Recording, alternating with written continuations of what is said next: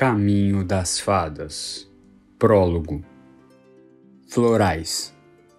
Um reino ao sul do continente. Era visitado todos os anos por um grande número de trovadores, artistas viajantes e circenses, que colecionavam histórias, números de magia e malabarismo, e tinham uma afiada percepção sobre tudo. Dentre eles, havia um em especial que amava as lendas do lugar.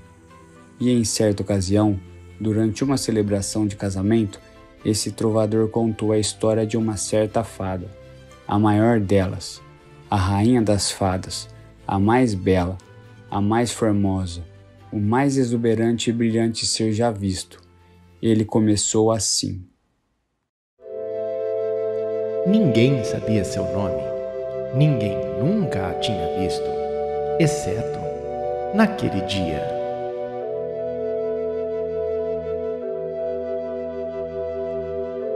O dia em que a lua brilhava sozinha e em sua forma mais completa, com um brilho amarelado e vibrante, pulsando sobre a terra. Ela caminhava por entre os bosques, colhendo as flores e cantando canções. Era seguida de perto pelas outras fadas, que faziam coro e dançavam ao luar. E na canção dizia que era tempo de celebrar, tempo de criar, tempo de mudar, tempo de lembrar e tempo de sentir.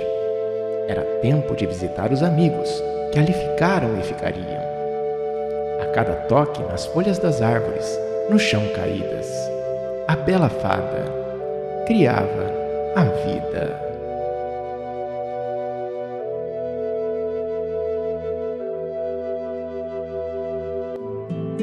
Pelas trilhas dos bosques ia, mudando as formas e as cores sobre seu guia.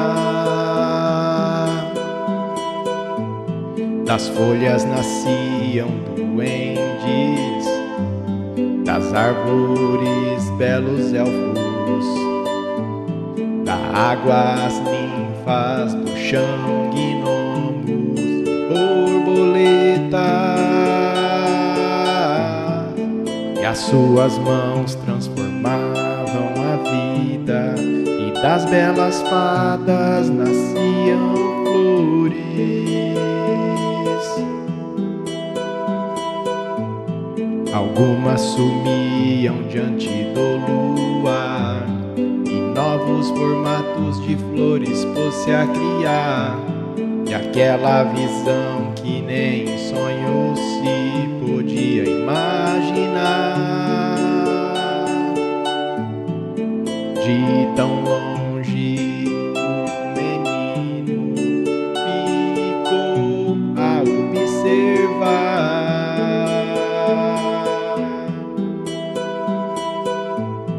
Enquanto a lua brilhava, a dança continuava, no chão que finda a vida, a magia surgia diante de seu olhar.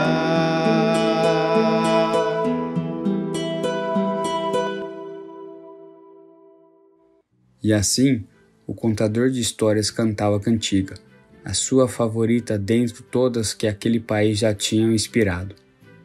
A história de um menino que presenciava a celebração das fadas na fase da lua cheia e no único dia do ano em que a lua ficava mais próxima da terra. O menino, que ao ver tal espetáculo, saiu correndo de volta à sua vila para avisar todos os aldeões sobre o acontecido. Fez assim essa história se tornar uma lenda cantada e contada por séculos e séculos. Mas, dentre todas as vilas, havia uma em especial, uma em que a lenda da rainha fada foi vivenciada, e este lugar era Alta Montanha. Nosso trovador amava aquela vila com todo o seu coração e todo ano ele voltava. Parecia esperar por algo que fizesse ver de novo aquela bela fada, aquela que ele jamais esqueceria. Alta Montanha era seu vilarejo natal, margeado em um lado pela Cordilheira Blumen e pelo rio Joia Negra no outro. O próprio dia a dia daquele lugar já lhe inspirava muitas canções. Viviam em um ritmo contínuo e harmônico, como que se guiado por anjos arpeiros. Uma deliciosa utopia. Sua produção de flores era tamanha que, em suas viagens, ele não havia encontrado outra vila capaz disso em nenhum outro lugar. Além da grande quantidade, havia flores exóticas que só poderiam ser cultivadas ali. Em uma de suas viagens à capital de florais, ele ouviu uma história, algo como um portal que se abrira para outros mundos, e então ele apressou o passo pela floresta Tiro Certo, um local onde qualquer um que não fosse nativo certamente se perderia, pois suas árvores eram enormes e frondosas e margeavam o rio Joia Negra. Em sua corrida para investigar o local do boato, nosso trovador cometeu um erro e por um descuido caiu no rio, bem quando estava prestes a alcançar a ponte. Os moradores da região logo se puseram a ajudar, uma vez que as águas eram tão profundas e negras que não havia como determinar o fundo. Para um artista que não sabia nadar, era a morte certa. Salvo, ele correu até a capital, mas chegou tarde demais. Quem havia espalhado o boato já tinha partido e, infelizmente, teria que viver com mais esse mistério. Porém, esse não é o único segredo que o reino esconde, e nosso trovador queria muito descobrir mais sobre tais segredos. Desde pequeno, ele se perguntava se o que viu era real, ou apenas uma ilusão de sua mente, já fantasiosa desde criança. Mas o reino não o deixava se esquecer disso. Certa vez, indo ao porto, nosso trovador ficou encantado com o que havia por debaixo dos picos longos e finos da Cordilheira Blumen. Viu pequenas pegadas por toda parte, que apareciam aqui e ali, e desapareciam perto da encosta da montanha. O forte natural de florais, afiado como uma navalha, escondia em suas raízes algumas criaturinhas mágicas, e nosso trovador ficou tentado a desvendar mais esse mistério. Infelizmente, ele não conseguiu achar nada, mas aquilo deu uma boa história para se contar para as crianças à noite. Entre um local e outro, ele costumava parar e analisar ao seu redor. As florestas, sempre em tons outonais, meio barro e meio tijolo, davam aquele tom mágico à região e faziam os olhos do nosso especial trovador brilhar.